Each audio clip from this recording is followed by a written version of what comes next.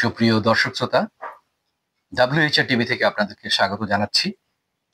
আমরা আপনাদেরকে মানুষের অধিকার নিয়ে কথা বলছি। World human rights of Bangladesh এটি তারই একটি গণমাধ্যম। আপনারা জানেন WHR টিভি। আমাদের দেশে যে অধিকারগুলো লঙ্ঘিত হচ্ছে, সেই অধিকারগুলো যদি আমরা সচেতন হতাম, সেই অধিকারগুলোর মধ্যেই সবকিছু রয়েছে। মানবাধিকার বলতে যা কিছু বোঝায় তার মধ্যে রয়েছে মানুষের অধিকার, শিশুদের অধিকার, নারীদের অধিকার, শ্রমিকের অধিকার, শ্রমজীবী সব ধরনের মানুষের অধিকার আছে। এখন কথা হচ্ছে, এই অধিকারগুলো বাস্তবায়নের যে সংস্থাগুলো আছে, যে আইনগুলো আছে, যে বিধিমালা আছে, প্রশাসন আছে, তাহলে এটা বাস্তবায়নের বাধা কোথায়?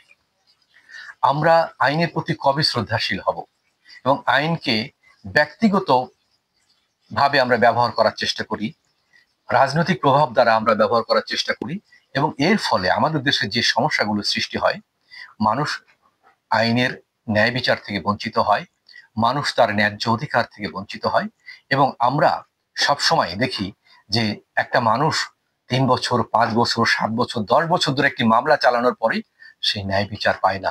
অথচ ওই 5 বছর, 7 বছর তাকে মামলা চালাতে গিয়ে তাকে যে পরিমাণ নাজেহাল হতে হয়, যে পরিমাণ আর্থিক ক্ষতির সম্মুখীন হতে হয়, যে পরিমাণ সময় নষ্ট হয় তার, যে পরিমাণ কষ্ট হয় তার, তাতে কিন্তু সেই মানুষটা মারাত্মকভাবে ক্ষতিগ্রস্ত হয়। এবং তারপরে যদি সে ন্যায় বিচার নাই পায়, তাহলে ওই আইনের কাছে মানুষ যাবে কেন? আইনের প্রতি আস্থাশীল হবে কেন? যার ফলে দেখা যায় অনেক মানুষ কোনো ঘটনার শিকার হলে, ভিকটিম হলে, তারা আইনের প্রতি বীতশ্রদ্ধ হয়ে বলেই বসেন যে আমি বিচার পাই না, তাই বিচার চাই না। তারা জেনেই গেছেন যেন বিচার পাওয়া যাবে না আইনের কাছে গেলে, এবং সেখানে আরো নাজেহাল হতে হবে, আরো কষ্ট পেতে হবে, আরো ভোগান্তির শিকার হতে হবে। সেই কারণে তারা বলে বিচার পাই না, তাই বিচার চাই না। এটা কিন্তু একটা ভয়ঙ্কর বিষয় একটা রাষ্ট্রের জন্য। একটা রাষ্ট্রে যখন কেউ এইরকম কোনো নাগরিকরা মন্তব্য করে ফেলে, তখন তাদের দ্বারা প্রভাবিত হয় অন্যান্য নাগরিকরা, এবং তাদের একটা ধারণাই সৃষ্টি হয় যে দেশে আইন বলতে কিছু নাই, এদেশে বিচার বলতে কিছু নেই।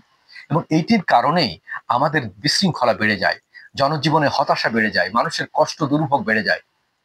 আর যখন জানবে এদেশে বিচার নাই, তখন কিন্তু মানুষ তার মৌলিক অধিকার থেকে বঞ্চিত হয়।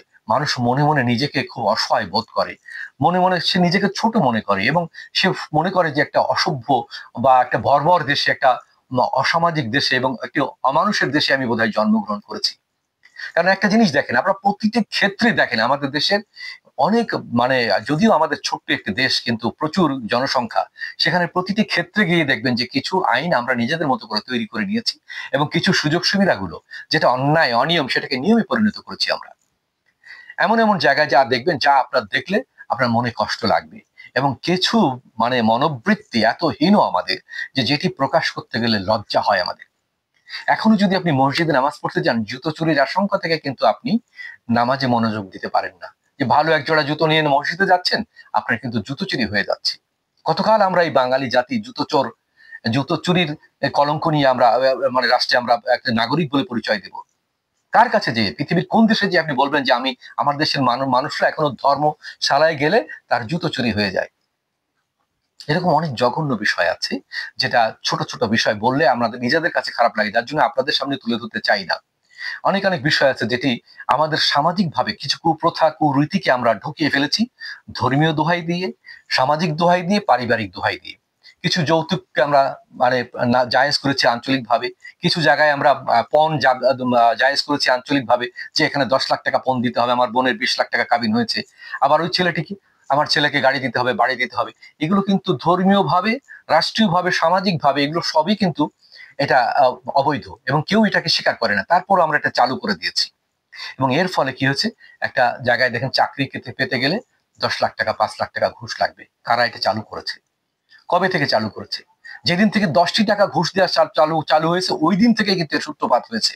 তাহলে যার আমলে যখন 10টি টাকা চাকরির জন্য ঘুষ দেওয়া লাগতো, সেই আমলের সেই শাসকদেরকেও কিন্তু এই আইনের আওতায় আনতে হবে, তাদেরকেও বিচারের সম্মুখীন করতে হবে, তাদেরকেও কাঠগড়ায় দাঁড় করাতে হবে। কারণ সেই শুরু করেছিল, সূত্রপাত ঘটিয়েছিল সেই 10টি টাকা থেকে, কিন্তু আজ 10 লাখ, যে 20টি টাকা থেকে 20 লাখ টাকায় পরিণত হয়েছে, যে ঘুষ দিতে হবে একটা চাকরি পেতে গেলে। কেন? একটা ছেলেকে আপনি, আমি আমাদের সন্তানকে মানুষ করছি, কি করছি? মাস্টার ডিগ্রি পাশ করাচ্ছি, ক্লাস 1 থেকে কেজি স্কুল থেকে মাস্টার ডিগ্রি পাশ করাতে একটা ছেলের 25 বছর বা একটা মেয়ের 25 বছর সময় নষ্ট হলো। এই 25 বছর সময়টি আমরা নষ্ট কেন বলছি? এই 25 বছর পরে তার হাতে যখন একটা সার্টিফিকেট আসবে, তখন আপনি তাকে একটা চাকরি দিতে পারছেন না। সে যে লেখাপড়া শিখেছে সেটা সরকারের মানে এমন কোনো কাজে লাগছে না বলে সেই সার্টিফিকেট নিয়ে রাস্তায় রাস্তায় দাঁড়ে দাঁড়ে সে ভিখারির মতো ঘুরে বেড়াচ্ছে। কেন? আপনারা যদি শিক্ষা ব্যবস্থার একটু তলিয়ে দেখতেন যে সারা পৃথিবীতে আমাদের দেশের শিক্ষা সচিবরা, শিক্ষা মন্ত্রীরা, আমাদের দেশের অনেক বিশেষজ্ঞরা সফরে যান, তারা সেই দেশের শিক্ষা ব্যবস্থা কি তারা দেখে না? তারা জানেন না? সেটা আমাদের দেশে প্রয়োগ করতে পারেন না? কেন করেন না? কেন করেন না? সেই কৈফিয়ত কেউ চেয়েছেন? কোন নাগরিক চেয়েছেন? কোন এত এত আইনজীবী সারা বাংলাদেশে একজন আইনজীবী রিড করেছেন যে কেন ভিক্ষার থালা হাতে দেওয়ার মতো একটা সার্টিফিকেট হাতে দিয়ে আপনারা বলবেন যে আমাকে আমার ছেলেটাকে চাকরি দেন, আমার মেয়েটাকে চাকরি দেন? কেন? আপনারা যদি সেই প্রথম ক্লাস 1 থেকে শুরু করে তার মাস্টার ডিগ্রি পর্যন্ত পিতা মাতার তার সামর্থ্য অনুযায়ী তাকে পড়ানোর মতো যে অর্থটি ব্যয় করেন, তার কাছে সামান্য পরিমাণ যে সঞ্চয়ের ব্যবস্থা করতেন একটি বীমার আওতায়, সেই প্রতি বছর প্রতি মাসে একটি সঞ্চয় যদি ব্যবস্থা করতেন, সেই ছেলেটিকেও যদি উদ্বুদ্ধি করতেন বা সেই মেয়েটিকে শিক্ষার্থীকে সেও কিছু সঞ্চয় করত, এবং সরকার তার পাশাপাশি একটি অনুদান রাখতো, বাৎসরিক অনুদান। প্রতিটা ক্লাসের জন্য বাৎসরিক অনুদান থাকবে। যে টাকাটি বিগত সরকার তার বাবা মার মোবাইলে দিত, সেটা না দিয়ে যদি সেই সন্তানটির নামে একটা অ্যাকাউন্ট করে সেখানে যদি টাকাটা জমা হতো, তো মাস্টার ডিগ্রি পাশ করতে গিয়ে তার যে কতগুলো ক্লাস, কতগুলো শ্রেণী, প্রায় 15, 16টা, 17টা শ্রেণী তাকে ধাপে ধাপে পার হতে হয়। এই 17টি বছর তার যে টাকাটি জমে, তার নিজের সঞ্চিত, তার পরিবারের সঞ্চিত এবং সরকারের দেওয়া অনুদান, সব মিলিয়ে সে যখন এর মধ্যে সার্টিফিকেট প্রাপ্ত হয়, তখন সার্টিফিকেটের সাথে কিন্তু তার একটা ভালো একটা অ্যামাউন্ট তার হাতে নগদ অর্থ হিসাবে জমা হতে পারত। আর যদি ক্লাস 5 থেকে, পঞ্চম শ্রেণী থেকে শুরু করে দশম শ্রেণী পর্যন্ত 5টি বছর তার জন্য যদি কিছু কারিগরি প্রশিক্ষণ বাধ্যতামূলক থাকতো, যেটা তাকে অপশনাল, 10টি বিষয় তাকে তার সামনে তুলে ধরলেন, যে থেকে তুমি বেছে নাও তোমার কোনটা পছন্দ হয়, যেটি সে কাগজে কলমে হাতে কলমে শিখতে পারবে।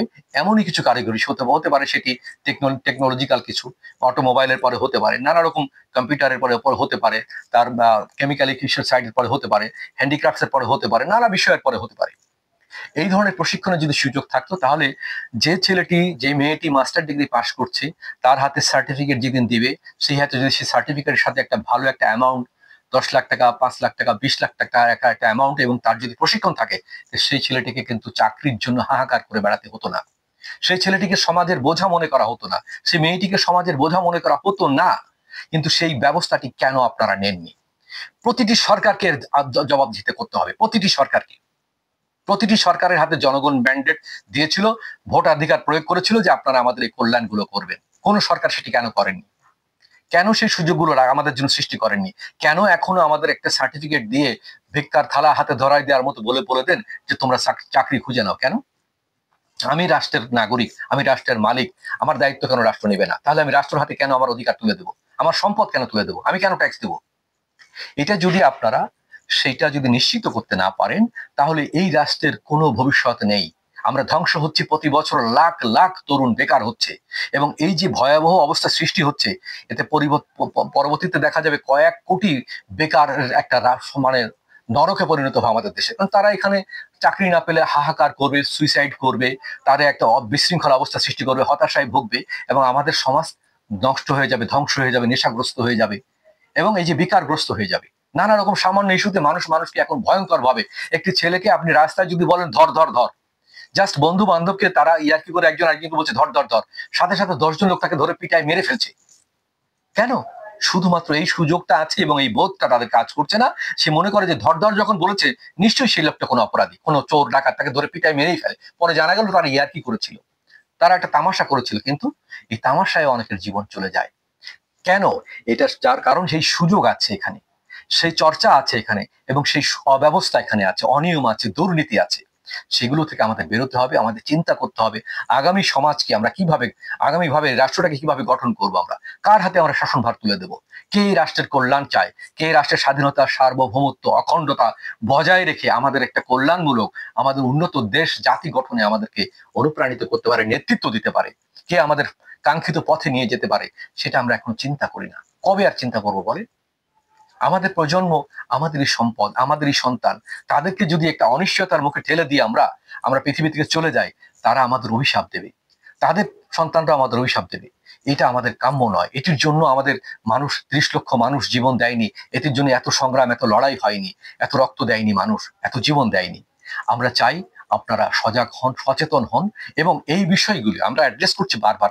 এই বিষয়গুলি, আমাদের শিক্ষা ব্যবস্থার পরিবর্তন চাই, আমাদের দুর্নীতির মুক্ত করা একটা আমাদের রাষ্ট্রীয় ব্যবস্থাগুলো চাই, আমাদের সামাজিক সুসংস্কার চাই, কুসংস্কার মুক্ত, সামাজিক সুসংস্কার যুক্ত আমাদের সমাজ ব্যবস্থা, রাষ্ট্র ব্যবস্থা, শিক্ষা ব্যবস্থা আমরা চাই। এটার জন্য আপনার আমার সবাইকে এগিয়ে আসতে হবে। এটা এককভাবে কোনো সরকার, কোনো দল, কোনো ব্যক্তির কোনো দায়িত্ব নয়। তাই আসুন আমরা এই ব্যাপারে সজাগ হই এবং আমাদের যথাযথ নাগরিক দায়িত্ব পালন করি। সবার কল্যাণ ও সুস্বাস্থ্য কামনা করছি। অসংখ্য ধন্যবাদ।